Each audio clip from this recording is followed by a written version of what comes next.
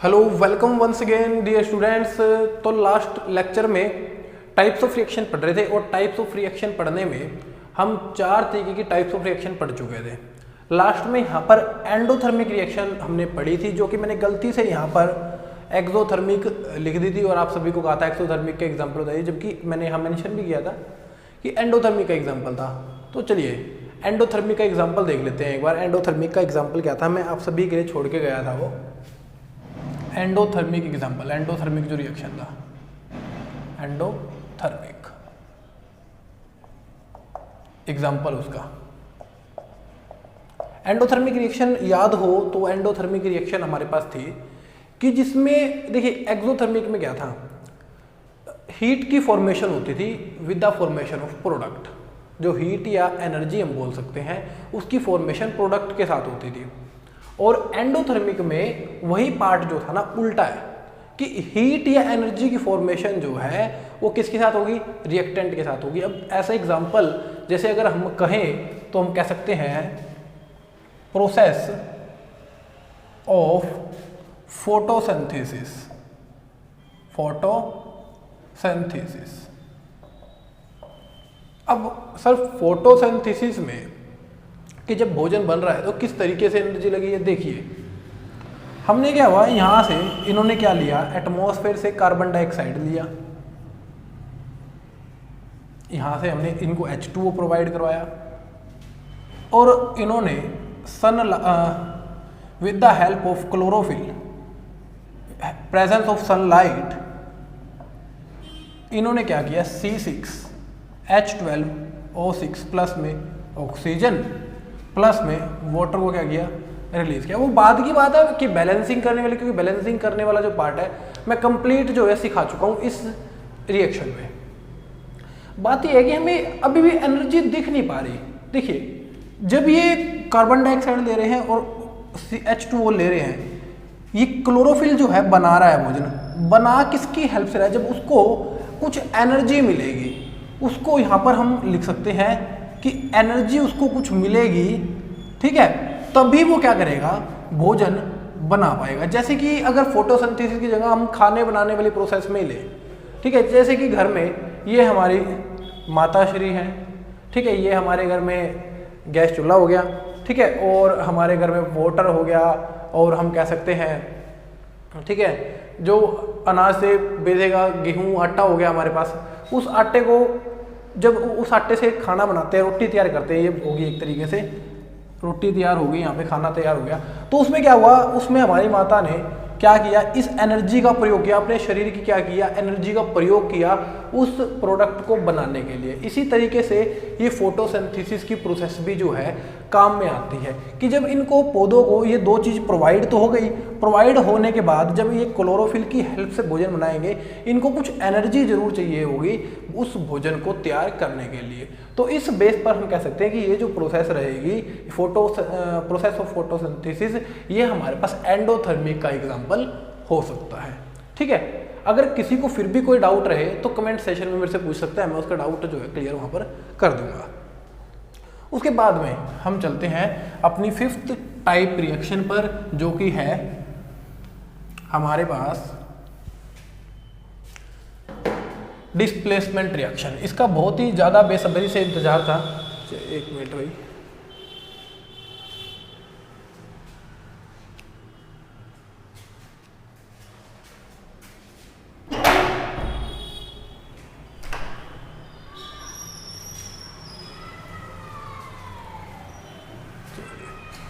तो थोड़ा सा लाइट का जो है इशू रहता ही है। चलिए डिस्प्लेसमेंट रिएक्शन को देख लेते हैं कि डिस्प्लेसमेंट रिएक्शन क्या है।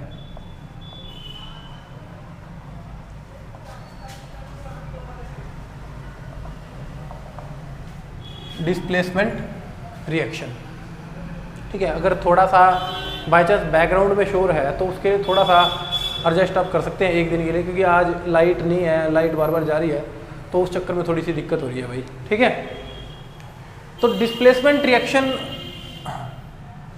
वैसे वॉइस क्लियर आ रही होगी सभी को, एक बार बताना भाई। ये जो डिस्प्लेसमेंट रिएक्शन में जो है, डिस्प्लेसमेंट रिएक्शन में क्या करते हैं, देखिए हमने समझा भी था कि एक हाईली रिएक्टिव मेटल जो है लीस्ट रिएक्टिव मेटल को क्या कर देता है, रिप्लेस कर देता है। जैसे अगर मान लीजिए ये पार्क है एक, देखिए समझिए इस बात को, यहाँ ये एक पार्क है। अब पार्क में क्या बैठे हैं, एक ये लड़का बैठा है, बाकी समझ ही गई, ठीक है, किसके साथ बैठा है। चलिए अब यहाँ पर क्या हुआ, यहाँ पर बाहर एक मोटा ताजा सा लड़का खड़ा है, मोटा ताजा सा लड़का खड़ा है। अब पार्क के अंदर एंट्री मारने के बाद क्या करेगा, ये इसको इससे सेपरेट करके ले जाएगा, इसके जैसे 2 घुस्से मारेगा और इसको उड़ा के वहाँ से ले जाएगा। लेकिन अगर हम वहीं एक दूसरे केस की बात करें, यहाँ पर एक पतला सा लड़का खड़ा है, अब ये पार्क के अंदर गया, अब इसने इसके 2 घुस्से मार देगा, ये नहीं मार सकता। क्यों? क्योंकि ये इससे वीक है, ये स्ट्रोंग है, ये इससे स्ट्रोंग है और ये वीक है, तो ये तो क्या कर लेगा। इसी तरीके से हम यहाँ पर मेटल्स के बारे में समझ सकते हैं कि जो ये है हाईली रिएक्टिव मेटल, ये है लीस्ट रिएक्टिव मेटल। ये अगर इन दोनों के कंपैरिजन में बात करें तो ये है हाईली रिएक्टिव मेटल और ये है वीक रिएक्टिव मेटल, यहाँ पर अगर बात कर सकते हैं। तो देखिए डेफिनेशन बन गई है हमारे पास। डेफिनेशन किस तरीके से हम लिख सकते हैं, when a more reactive metal replace a least reactive metal, या हम कह सकते हैं एलिमेंट, लिख लो यहाँ पर least reactive element form a compound, ठीक है, नॉन डिस्प्लेसमेंट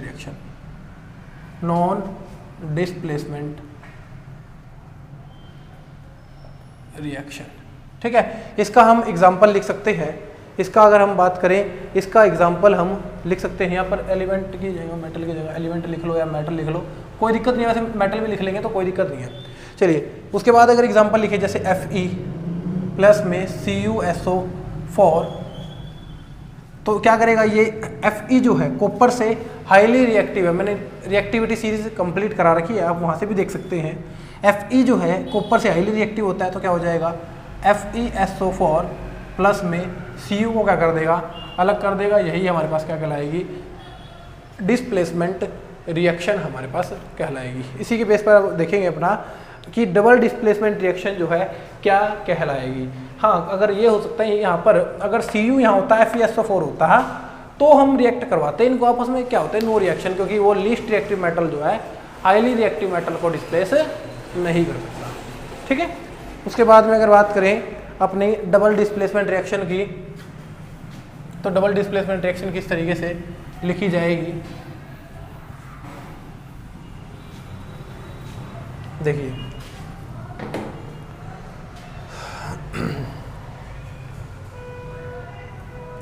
तो यहाँ पर लिख लेंगे 6th reaction double displacement, when 2 atom और group of atom switch places,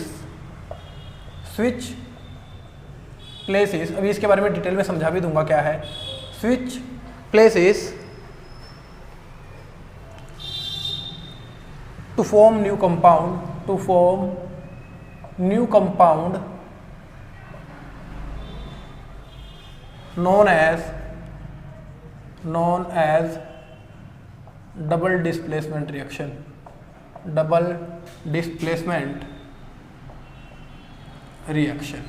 उसको डबल डिस्प्लेसमेंट रिएक्शन कहा जाता है, ठीक है। देखिए जैसे एग्जांपल के तौर पर अभी क्लियर हो जाएगा कि Na2SO4 प्लस में हमने यहाँ पर रिएक्शन अगर लिख लें तो इसका एग्जांपल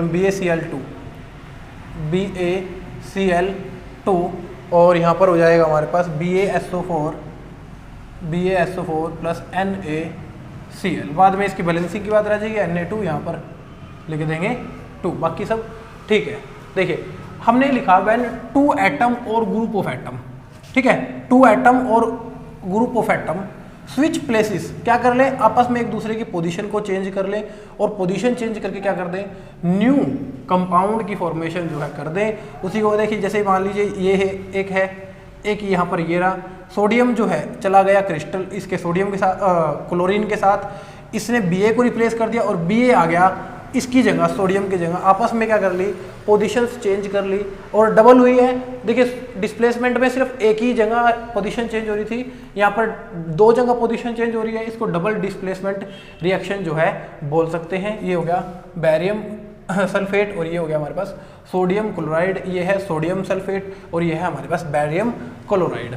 अब यहाँ पर इस रिएक्शन में हमारे पास क्या है, इस रिएक्शन में हमारे पास जैसे ही नए कंपाउंड बनेंगे तो जरूर, जिस तरीके से नए कंपाउंड हमारे पास बन गए, अब यहाँ पर एक आती है हमारे पास प्रेसिपिटेशन रिएक्शन, उसको जरा देख लेंगे ध्यान से। प्रेसिपिटेशन रिएक्शन, इसमें क्या है हमारे पास कि जैसे ये नए कंपाउंड बनेंगे, प्रेसिपिटेशन का भी यही आप एग्जांपल लिख सकते हैं, क्योंकि सोडियम क्लोराइड के वहाँ पर क्या बनेंगे, क्रिस्टल बन गए।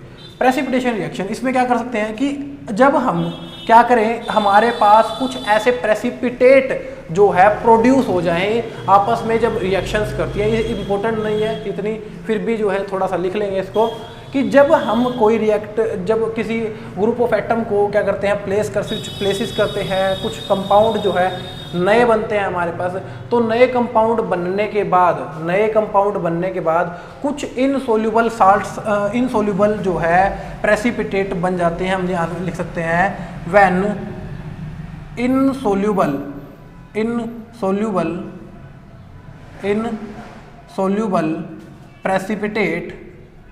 precipitate are formed during a chemical reaction is known as precipitation reaction।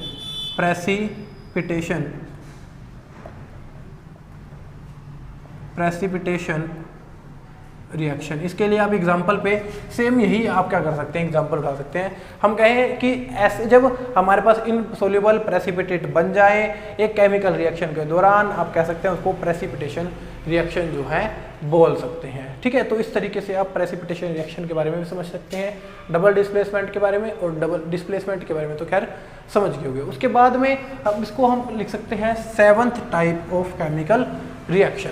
ठीक है, ये थोड़ा सा इसी में आ जाता है, डिस्प्लेसमेंट में, डबल डिस्प्लेसमेंट में आ जाएगा।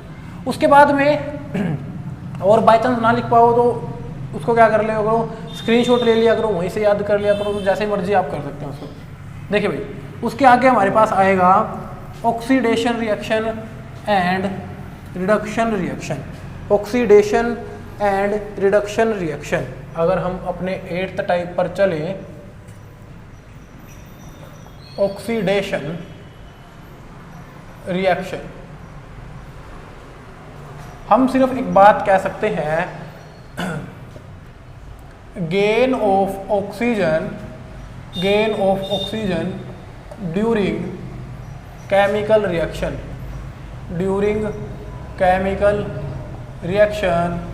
इज नोन एज ऑक्सीडेशन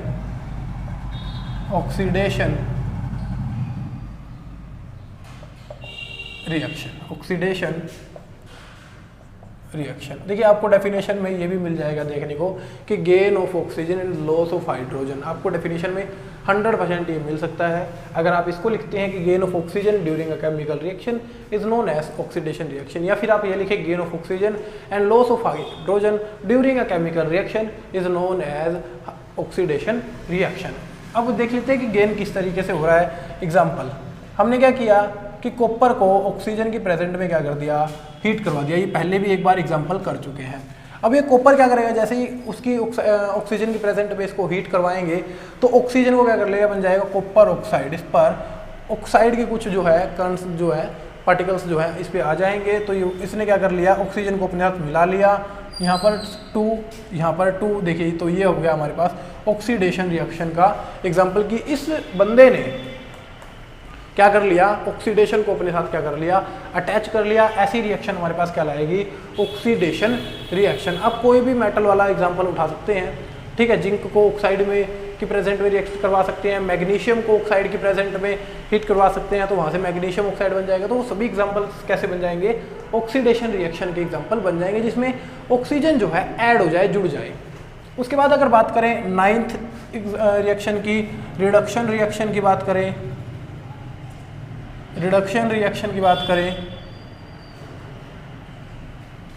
तो रिडक्शन रिएक्शन में क्या है, loss of oxygen, loss of oxygen during a chemical reaction, during a chemical reaction is known as reduction reaction, reduction reaction, ठीक है। रिडक्शन रिएक्शन में आप एग्जांपल ले सकते हैं कि कॉपर ऑक्साइड को हाइड्रोजन की प्रेजेंस में अगर हम हीट करवा देंगे तो कॉपर जो है अलग हो जाएगा, कॉपर जो है अलग हो जाएगा और साथ में H2O जो है बाहर निकल जाएगा। अब देखिए इस कॉपर ऑक्साइड ने अपना जो ऑक्सीजन का मॉलिक्यूल था वो यहाँ पर खो दिया, लॉस्ट कर दिया, सिर्फ क्या बचा, कॉपर बचा। और ठीक है, इसको हम बोल सकते हैं रिडक्शन रिएक्शन। यहाँ पर ऑक्सीडेशन और यहाँ पर रिडक्शन। रिडक्शन मतलब रिड्यूस, ऑक्सीजन का कम हो जाना, और ऑक्सीडेशन मतलब ऑक्सीजन का गेन हो जाना। चलिए नोट कर लेंगे। इसके बाद चल रहे हैं रिडॉक्स रिएक्शन पर।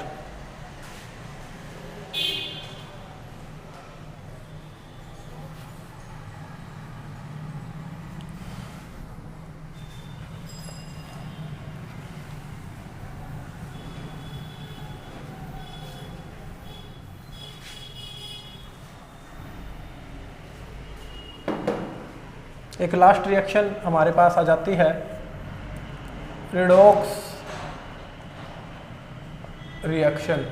ये लास्ट करवा रहा हूँ भाई, इसके बाद कोरोजन रेंसिडिटी को जो है नेक्स्ट लेक्चर में ही करेंगे, क्योंकि आज थोड़ी सी लाइट का भी इशू है, क्या पता नेटवर्क का भी हो सकता है, तो थोड़ी सी दिक्कत जो है हमारे पास रहने वाली है आज। तो चलिए लास्ट रिएक्शन रिडॉक्स, इसको और किस नाम से जानते हैं, इसको बोल सकते हैं oxidation reduction reaction, oxidation reduction reaction, इसका दूसरा नाम ये होता है। तो यहाँ पर ऑक्सीडेशन और रिडक्शन दोनों ही मिक्स हो जाते हैं, ठीक है। That reaction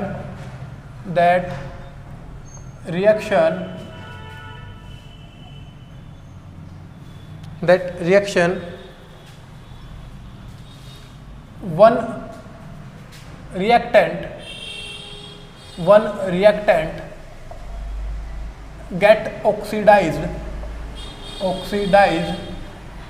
while the other get reduced, जहां पर ऐसी रिएक्शन जहां पर एक रिएक्टेंट तो क्या हो जाए, ऑक्सीडाइज हो जाए, मतलब एक तो क्या कर ले, गेन कर ले, और वहीं दूसरे की अगर बात करें तो वो क्या हो जाए, लॉस ऑफ ऑक्सीजन कर दे। ऐसा एग्जांपल हमारे पास क्या कहलाता है, ऐसी रिएक्शन हमारे पास क्या कहलाती है, रिडॉक्स रिएक्शन कहलाती है। जैसे कि एग्जांपल लें CuO प्लस में H2, जैसे ही हमने क्या किया, हीट करवाया, हीट करवाने के बाद ये वही एग्जांपल है जो हमने रिडक्शन रिएक्शन में लिखा था, Cu प्लस में H2O। अगर हम यहाँ से इस वाली रिएक्शन की बात करें तो हम यहाँ पर लिख सकते हैं रिडक्शन रिएक्शन, ये है रिडक्शन, ये है रिडक्शन, और अगर हम यहाँ से यहाँ की बात करें तो ये है ऑक्सीडेशन, ये है ऑक्सीडेशन। देखिए इसने तो क्या कर लिया, ऑक्सीजन का गेन कर लिया, और इसने क्या कर लिया, ऑक्सीजन को रिड्यूस कर दिया। तो ऐसी रिएक्शन हमारे पास क्या कहलाती है, रिडक्शन रिएक्शन कहलाती है। इसका आप एक एग्जांपल और लिख सकते हैं, ZnO प्लस में C, जैसे ही आप बनाएंगे जिंक अलग हो जाएगा और CO जो है अलग हो जाएगा। अगर हम इसकी बात करें तो ये हमारे पास कहलाता है रिडक्शन, ये हो गया रिडक्शन, और अगर हम इसकी बात करें तो ये हो गया हमारे पास ऑक्सीडेशन, ठीक है।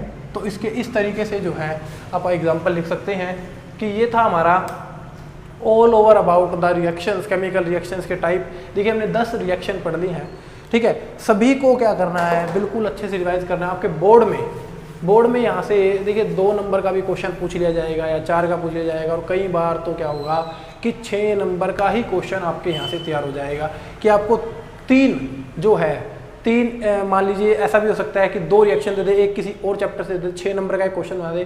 क्योंकि केमिस्ट्री ऐसी चीज़ है आपकी जहाँ पर आपका डायरेक्ट कभी 4 या 6 नंबर का बड़े क्वेश्चन नहीं बनते, वहाँ पे बिल्कुल छोटे छोटे क्वेश्चन बनते हैं और छोटे छोटे रीज़न ही हमें एग्जाम में लिखने होते हैं कि इसका किस तरीके से रीज़न जो है हुआ है, ठीक है। बहुत कम क्वेश्चन ऐसे हैं जो हमारे पास केमिस्ट्री में खास तौर पर कि बड़े बन जाएं, वैसे बायोलॉजी में बन जाते हैं, फिजिक्स में बन जाते हैं।